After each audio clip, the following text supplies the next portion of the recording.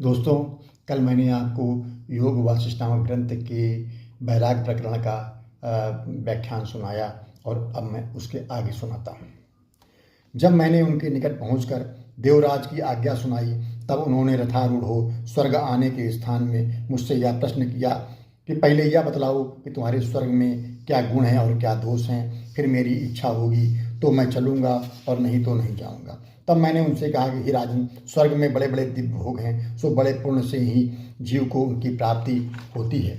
बड़े पुण्य वालों को स्वर्ग का उत्तम सुख और मध्यम पुण्य वालों को मध्यम और कनिष्ठ पुण्य वालों को स्वर्ग के कनिष्ठ सुख प्राप्त होते हैं। उसी प्रकार जो भी दूसरे से उच्च स्थान पर विराजमान रहते हैं, उन्हें देखकर दूसरे ईर्ष्या की आंच में तपते हैं, अर्थात उनको ताप उत्पन्न होता है। और जो अपने समान सुख भोगते हैं, उनको देखकर यह क्रोध उत्पन्न होता है कि ये मेरे समान कैसे बैठे हैं। और जो अपने से नीचे बैठे रहते हैं, उनको देखकर अपने को यह अभिमान होता है कि मैं इतना श्रेष्ठ हूँ। हे राजन, यह सब दोष तो हैं ही, साथ ही वहाँ एक दोष यह भी है कि जिस जीव का पूर्ण क्षीण हो जाता है, तब वह उसी समय मृत्युलोक में गिरा दिया जाता है और वहाँ एक क्षण भी नहीं रहने पाता।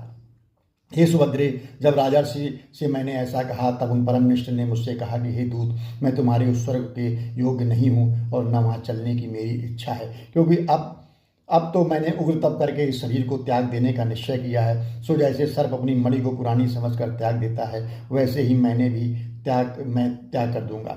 इस कारण हे दूत, तुम जहाँ से विमान लेकर आए हो वहीं लौट जाओ। मैं तुम्हारे इस विमान को नमस्कार करता हूँ। हे सुभद्रे, जब राजा ने मुझसे ऐसा कहा, तब मैंने जाकर देवराज इंद्र से उनका समाचार सुनाया। उसे सुनकर इंद्र ने मुझे फिर आज्ञा दी, यह विमान लेकर तुम फिर उनके पास जाओ और कहो कि आत्मज्ञान की शिक्षा लेने के लिए वाल्मीकि मुनि के पास चलो, क्योंकि वाल्मीकि जी बड़े ज्ञानी और आत्मदर्शी हैं। हे सुभद्रे, तब इंद्र की आज्ञा से मैं फिर राजा अरिष्टनेम के पास गया और उन्हें विमान पर बिठाकर वाल्मीकि जी के पास पहुंचा और उन्हें इंद्र का संदेश सुनाया।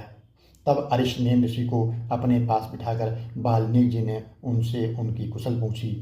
अरिष्टनेम ने कहा, भगवान, आपकी कृपा से सब कुशल है। हे मुनिश्रेष्ठ, आपका दर्शन होते ही मेरा सब प्रकार से कल्याण हुआ, ऐसा मुझे पूर्ण विश्वास है।